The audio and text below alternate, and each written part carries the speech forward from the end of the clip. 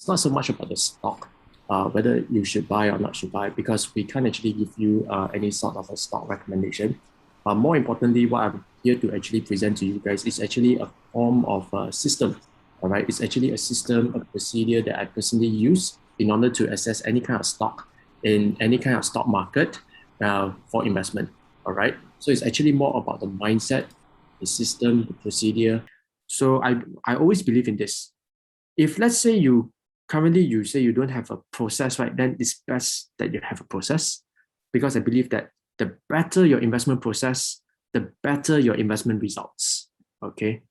So my personal investment framework, right, it doesn't have, it's not exactly super complicated. It actually involves 3 simple steps.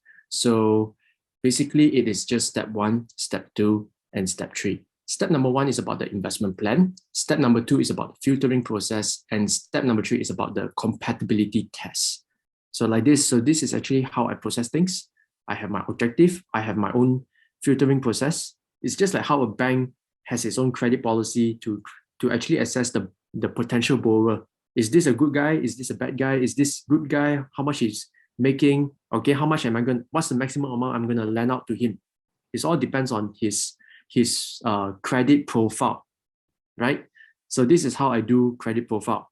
I will assess his business model, financial track record, what are the growth initiatives, what is the growth plan of this guy, all right, what of this stock, and then finally I'll do the valuation. And last but not least, I have to ask myself whether or not is this candidate is it suitable with my portfolio? So that's called portfolio management. Okay, so this is actually the NAV. So what we can see is that why this is actually important. Okay, simply because here's how NAV is being calculated. Number 1, we have the asset. Okay, asset minus liability. Therefore, we have the equity. So for equity, right, in the REITs case, we tend to use this as net asset lah.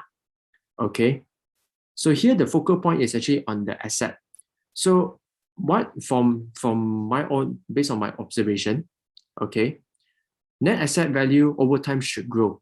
Okay, for a REIT, net asset value per unit of a REIT should grow over time. Why? This is because if you look at the balance sheet, especially on the asset column, all right, and the nature of the business of Ascendas REIT is actually into property investment. So if let's say the property that they invest into has appreciated over time, that means to say the properties have actually achieved continuous growth or continuous appreciation in the property value. All right, when they actually achieve that kind of property appreciation, their asset value should grow.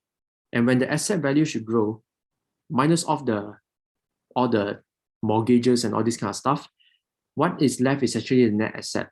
So you need which means to say if the net asset value grows, this also could mean that the properties that they hold are also experiencing capital appreciation. So that is actually very important driver of growth for a REIT.